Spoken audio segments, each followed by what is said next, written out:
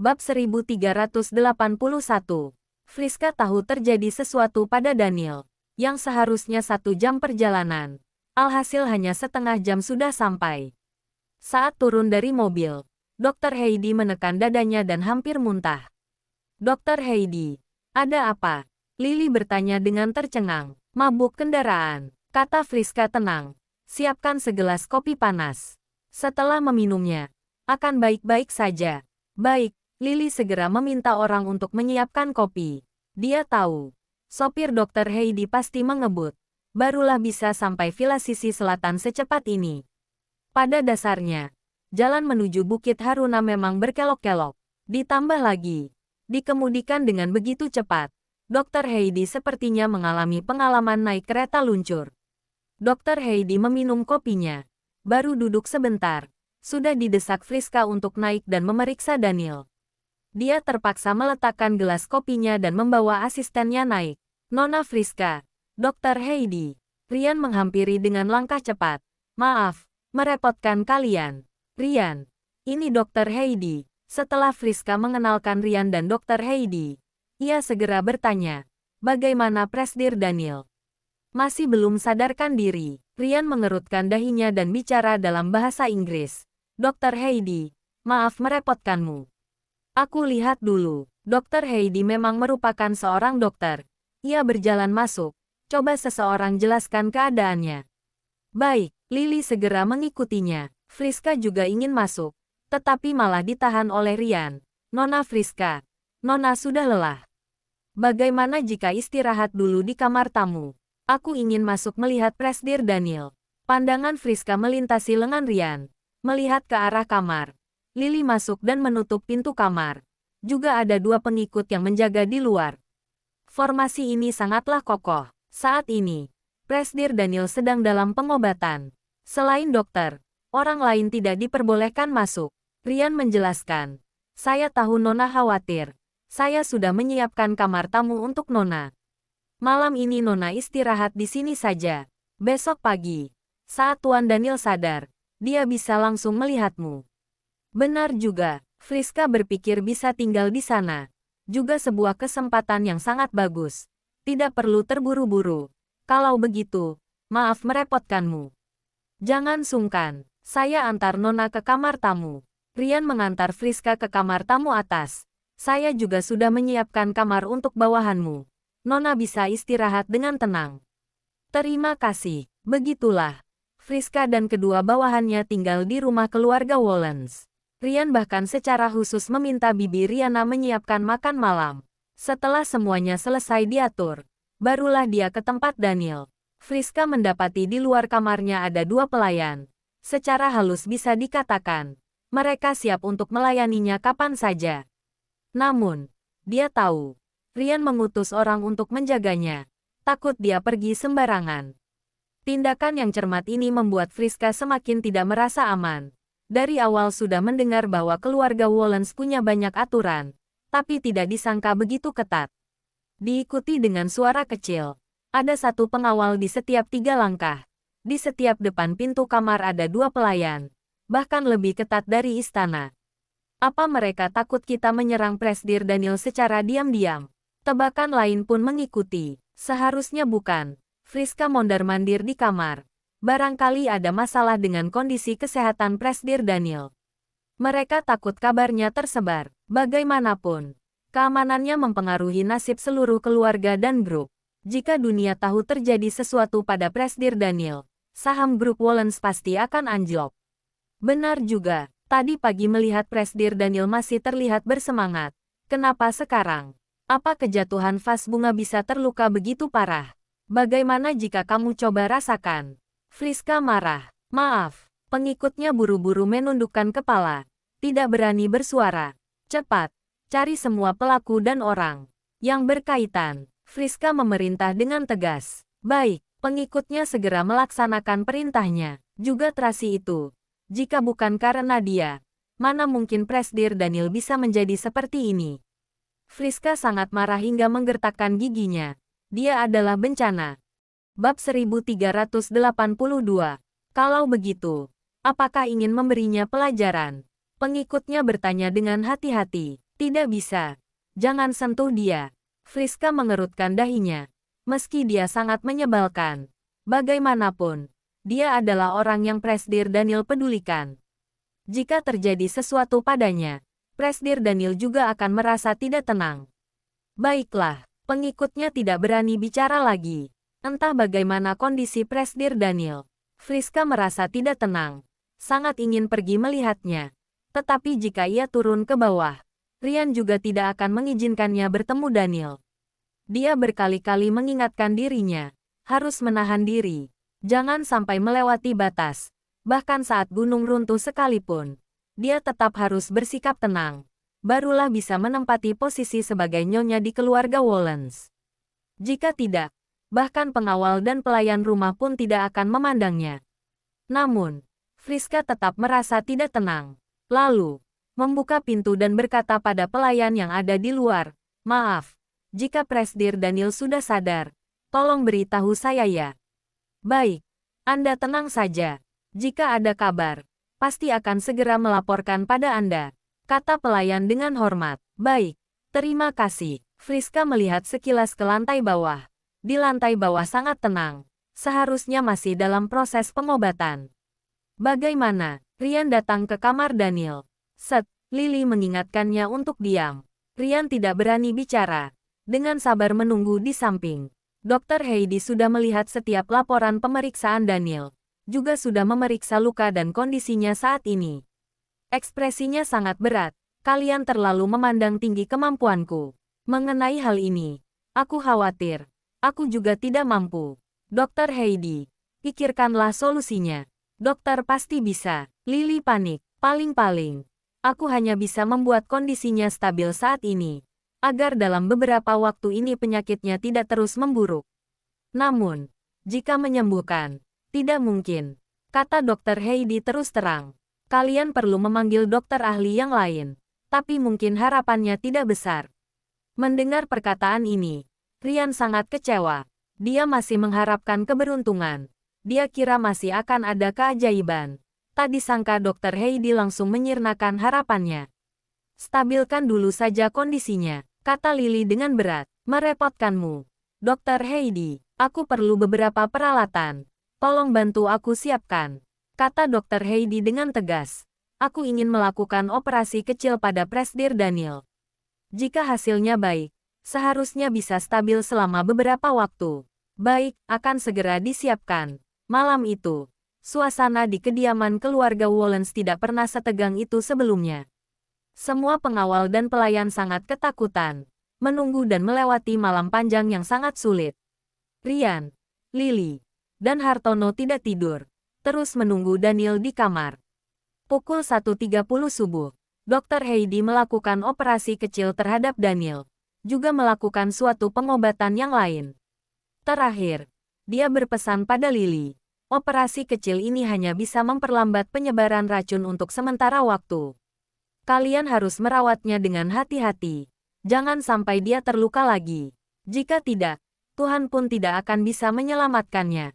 Paham? Lily mengangguk dengan berat. Beberapa waktu ini harus istirahat. Lebih baik jangan menggunakan banyak tenaga untuk menghindari penyebaran racun. Dr. Heidi terus berpesan. Mengenai obat, cukup sesuai dengan dosis sebelumnya saja. Lagi pula, saat ini juga tidak ada obat-obatan khusus. "Baik, aku mengerti." Mendengar hal ini, hati Lily semakin berat, baik dari perkataannya, maupun dari bahasa tubuhnya. Dr. Heidi sama sekali tidak optimis terhadap kondisi Daniel. Dengan segala hormat, Dr. Heidi berpikir, akhirnya tetap mengucapkan sebuah kalimat. "Operasi yang aku lakukan ini, paling maksimal, hanya bisa membuatnya stabil dan tidak kambuh selama 1 bulan. Untuk selanjutnya aku tidak tahu. Aku sarankan dalam 1 bulan ini, sampaikan apa yang harus disampaikan. Begitu juga surat wasiatnya." Dr. Heidi belum selesai bicara. Dia melihat wajah Rian dan beberapa pengawal yang sudah mulai murung. Dia pun berhenti. "Anggap saja aku tidak bicara. Dr. Heidi, biar aku antar dokter ke kamar tamu untuk istirahat." Lily buru-buru mengantar Dr. Heidi meninggalkan tempat itu. Bab 1383. Tidak perlu ke kamar tamu lagi. Dokter Heidi bukan tidak ingin ikut campur terlalu dalam. Pada dasarnya, aku sudah tidak diperlukan lagi di sini. Aku langsung ke hotel saja. Nona Friska sudah mengurusnya. Jika ada sesuatu, langsung hubungi aku saja. Baiklah, aku akan meminta seseorang untuk mengantar dokter ke hotel. Lily mengutus 2 pengawal untuk mengantar dokter Heidi ke hotel. Malam ini, dokter istirahatlah dengan baik. Besok sore, jika bisa, apakah bisa ke rumah sakitku untuk melihat seorang pasien? Apa pasien yang koma itu? Bisa, dokter Heidi sungguh terus terang. Sebelumnya, Presdir Daniel sendiri yang menelepon dan minta tolong padaku. Tak disangka, dia sendiri yang sakitnya begitu parah. Banyak hal yang tidak bisa diduga di dunia ini. Sem Lily. Oh ya, mengenai kondisi sakit Presdir Daniel. Mohon dokter bantu rahasiakan. Jangan sampai tersebar keluar. Jika tidak, akibatnya sungguh tak bisa dibayangkan. Kamu tenang saja. Aku paham, kata dokter Heidi dengan serius. Jika tersebar keluar, tidak hanya karirku yang habis, keselamatan pribadiku juga akan terancam. Hal ini, Nona Friska juga tidak boleh tahu. Rian menegaskan, selain dokter sendiri, jangan beritahu siapapun. Tenang saja, dokter Heidi mengangguk. Aku tidak akan mencari masalah sendiri. Uhuk, Lily batuk 2 kali. Aku antar dokter keluar. Ya, dokter Heidi turun dengan langkah cepat. Tidak sabar untuk segera meninggalkan tempat ini. Demi menjamin keamanan dokter di kota Bunaken, aku mengutus 2 orang pengawal untuk melindungi dokter, sampai dokter meninggalkan kota ini. Rian mengutus 2 pengawal untuk mengikutinya. Baik. Ikuti perkataan kalian saja. Dokter Heidi tahu, melindungi keselamatannya adalah yang kedua. Mengawasinya untuk tidak bicara sembarangan. Itulah yang terpenting, namun, dia telah melihat hal besar, tidak keberatan dengan hal-hal kecil ini. Terima kasih, maaf, sudah merepotkanmu. Rian memberi hormat padanya. Berbalik dan naik. Lily mengantar dokter Heidi naik mobil. Berpesan pada pengikutnya untuk menjaga dokter Heidi baik-baik, kemudian baru kembali masuk ke rumah. Ketika sampai di tangga spiral, dari atas terdengar sebuah suara yang lembut. Dokter Lily. Dokter Lily mengangkat kepalanya. Nona Friska, belum tidur. Aku terus menantikan kabar Presdir Daniel. Friska berjalan keluar kamar. Bagaimana keadaannya? Apa sudah sadar? Masih belum. Lily ke arahnya dan menyambutnya. Menjelaskan dengan suara pelan. Kira-kira setelah langit terang, baru akan terbangun. Berkat pengobatan dari Dr. Heidi, saat ini kondisinya sudah lebih stabil. Nona tidak perlu terlalu khawatir. Baiklah kalau begitu. Friska bernapas lega. Apa aku boleh masuk melihatnya? Maaf, sebelum Dr. Heidi pergi, dia berpesan agar kita tidak mengganggunya. Baiklah, Friska sedikit kecewa. Melongok melihat kamar Daniel. Di luar ada 4 pengawal yang berjaga. Ekspresi semua orang sangat serius. Situasinya juga terlihat sangat serius. Rian menemani Presdir Daniel di dalam. Lily menenangkannya. Aku baru mengantar Dr. Heidi pergi. Bersiap kembali untuk menjaga Presdir Daniel. Nona tenang saja. Ia akan baik-baik saja. Ya, Friska menganggukkan kepala. Kalau begitu, aku istirahat dulu. Jika Presdir Daniel sudah sadar, tolong beritahu aku. Baik, Lily mengantar Friska pergi. Kemudian kembali ke kamar Daniel. Rian menyuruh semua orang kembali ke posisinya masing-masing. Dia berdiri seorang diri di samping tempat tidur dan menunggu. Lily bicara dengan suara pelan. Biar aku yang menjaganya. Kamu tidurlah sejenak. Tidak bisa tidur. Beberapa hari ini Rian sibuk hingga tidak minum air seteguk pun. Sekarang suaranya sudah serak. Kata Dr. Heidi, operasi kecil ini hanya bisa menstabilkan kondisinya selama 1 bulan. Itu artinya kita harus menemukan tabib dewa dalam waktu 1 bulan ini. Jika tidak, sekarang, hanya bisa berharap pada Nona Tracy. Kata Lily dengan suara rendah.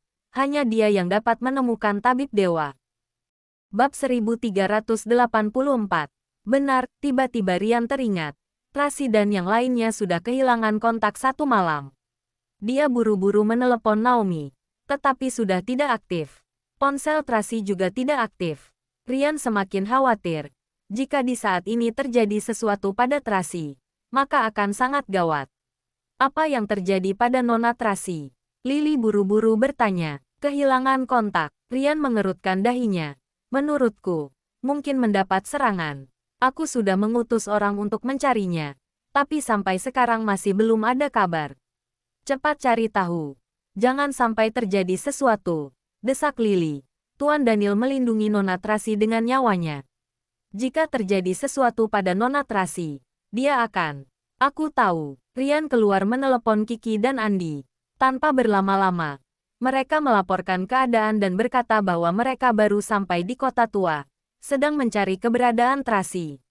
Saat ini masih belum punya petunjuk, tetapi bisa dipastikan. Saat mereka baru turun dari pesawat, mereka langsung dikejar oleh sekelompok orang. Rian berpesan pada mereka bahwa mereka harus menemukan Tracy dan membawa mereka kembali dengan selamat. Setelah menutup telepon, Rian sangat khawatir. Lily menghiburnya. Nona Tracy tidak seperti dulu. Tidak mudah ditindas. Para pengawalnya juga orang-orang pilihan. Tidak akan ada masalah. Semoga begitu.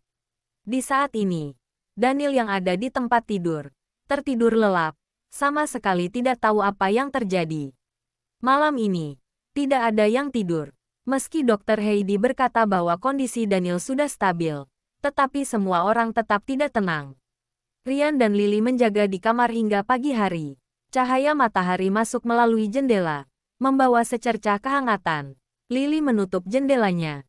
Rian membereskan selimut Daniel dan mendapati dia masih terlelap. Rasa khawatirnya tak terhindarkan. Sudah pukul 7. Kenapa masih belum sadar juga? Tunggu sebentar lagi. Lily mengambil handuk hangat dan menyeka wajah Daniel. Tok, tok. Di saat ini, terdengar ketukan pintu dari luar. Lalu ada pelayan yang berkata, Nona Friska, sarapan sudah siap. Silakan turun dulu untuk sarapan. Aku ingin melihat Presdir Daniel. Tapi, ekspresi Rian dan Lily berubah. Lily buru-buru menyimpan alat medisnya. Lalu membuka pintu. Nona Friska, pagi. Pagi, maaf. Apakah mengganggu kalian? Kata Friska merasa bersalah. Tidak, kata Lily buru-buru. Tuan Daniel masih belum sadar. Apa aku boleh melihatnya? Friska terlihat sangat berharap. Sepanjang malam aku tidak bisa tidur. Sangat khawatir. Aku ingin melihatnya. Mendengar perkataannya, hati Lily pun luluh. Langka sekali. Seorang ahli waris yang terhormat memohon padanya seperti ini dengan suara lembut. Dia sungguh tidak tahu bagaimana menolaknya. Kalau begitu, masuklah. Lily, Rian awalnya ingin mencegahnya. Tetapi Lily sudah membukakan pintu kamar. Dia pun sungkan untuk bicara. Friska meminta para pengikutnya menunggu di luar dan masuk ke kamar seorang diri. Melihat Daniel yang ada di ranjang pasien, dia tidak dapat menahan perih pada hidungnya. Matanya pun memerah. Saat ingin berjalan maju, dia malah tercengang. Tiba-tiba, dia melihat foto yang ada di dinding atas ranjangnya. Itu adalah foto pernikahan Daniel dan Tracy. Kedua orang di foto itu saling bertatapan di tepi laut. Tatapan matanya penuh dengan cinta. Daniel memeluk Tracy dari belakang, sedikit menunduk memandang Tracy. Itu tatapan yang dalam dan hangat, yang tidak pernah Friska lihat sebelumnya. Oh, ini adalah foto yang diambil 2 tahun lalu saat mereka menikah. Rian menjelaskan dengan suara rendah. Tuan Daniel terus memasangnya di kamar dan tidak menurunkannya. Ekspresi Friska agak kaku, pandangannya agak kacau, tetapi dengan segera, ia kembali tidak peduli, menunjukkan wajah senyumnya, semuanya itu masa lalu, tidak penting. Dia bicara seolah agar didengar, Daniel, tetapi juga seperti bicara pada dirinya sendiri. Pada dasarnya dia sedang menghibur dirinya sendiri. Bab 1385, Uhuk, Rian batuk beberapa kali. Merasa canggung entah harus bicara apa. Nona Friska, Tuan Daniel masih belum sadar. Lebih baik Nona sarapan dulu saja. Kata Lily dengan suara pelan. Tidak berselera. Friska memandang Daniel dengan perasaan mendalam. Aku ingin di sini menemaninya. Tenang. Aku tidak akan mengganggunya. Lily melihat Rian dengan tidak berdaya. Rian juga tidak bisa berkata apa-apa. Juga tidak tahu bagaimana menasihatinya. Tidak mungkin mengusirnya. Bagaimanapun, dia yang membawa Dr. Heidi kemari. Jadi, terpaksa membiarkan dia di kamar. Baiklah, Lily memindahkan sebuah kursi ke sisi ranjang. Nona Friska, duduklah. Friska duduk di sisi ranjang, memandangi Daniel dengan tenang. Tatapannya penuh kesedihan. Lily menuangkan segelas air untuknya, lalu lanjut menyeka tubuh Daniel dengan handuk hangat. Aku saja. Friska langsung mengambil handuk hangat di tangan Lily. Dengan perlahan menyeka, dari pipi hingga leher Daniel, kemudian lengan tangannya. Gerakannya sangat lembut seperti air. Lily dan Ryan memperhatikannya, sedikit merasa canggung. Di saat itu, seorang pengawal menghampiri Ryan untuk melaporkan keadaan. Ryan pun pergi. Maaf merepotkanmu. Handuknya sudah dingin. Gantilah handuk yang lain. Friska menyerahkan handuknya pada Lily. Baik, Lily membawa handuknya ke toilet. Di kamar hanya ada Friska dan Daniel. Friska membelai alis Daniel yang sedikit mengerut, seolah ingin meluruskan kerisauannya. Daniel seperti merespons. Alisnya bergerak, tangannya pun merespons. Presdir Daniel. Friska luar biasa gembira. Dia segera menggenggam tangan Daniel. Jangan takut, aku di sini. Daniel seperti sedang bermimpi buruk. Dengan erat menggenggam tangan Friska, terbangun dari mimpi buruknya. Badannya bergetar, keringat di dahinya bercucuran bak air hujan. Melihatnya, hati Friska sungguh sedih. Satu tangannya menggenggam tangan Daniel, satunya memegang wajahnya. Dengan cemas, dia menghibur, tidak apa-apa, aku di sini. Mungkin penghiburannya berdampak. Daniel dengan cepat kembali tenang. Perlahan-lahan membuka matanya, melihat Friska melalui pandangannya yang buram. Bibirnya yang kering sedikit bergerak ingin meneriakkan sesuatu. Kamu bilang apa? Friska mendekat mendengar dia bicara. Tracy, Tracy. Dengan suara serak, perlahan, seperti denging nyamuk. Daniel memanggil nama Tracy dengan perasaan yang mendalam. Dalam sekejap, Friska tercengang. Yang awalnya penuh antusias, tiba-tiba seperti disiram air dingin dari kepala hingga kaki. Dia dengan sedih menatap Daniel. Hatinya campur aduk. Sungguh sulit diterima. Dia tidak mengerti kenapa Daniel masih terus mencintai Tracy. Sebenarnya apa bagusnya wanita itu? Apa yang membuatnya layak untuk dicintai begitu dalam oleh Daniel? Tuan Daniel sudah sadar. Di saat itu, Lily keluar dari toilet. Melihat Daniel sadar, dia buru-buru memeriksanya. Friska terpaksa mundur dan melihatnya dari samping. Aku ambil kotak obat. Lily pergi mengambil kotak obat, bersiap mengukur tekanan darah dan suhu tubuh Daniel. Friska mengambil handuk hangat, lanjut menyeka tubuh Daniel. Penglihatan Daniel perlahan-lahan menjadi jelas. Dia menyadari orang di depannya bukanlah Tracy, melainkan Friska. Tanpa sadar, dia menarik tangannya. Friska tidak mendapat apa yang dia inginkan. Hatinya sungguh putus asa. Tetapi dia tidak menunjukkan perasaan tidak senangnya.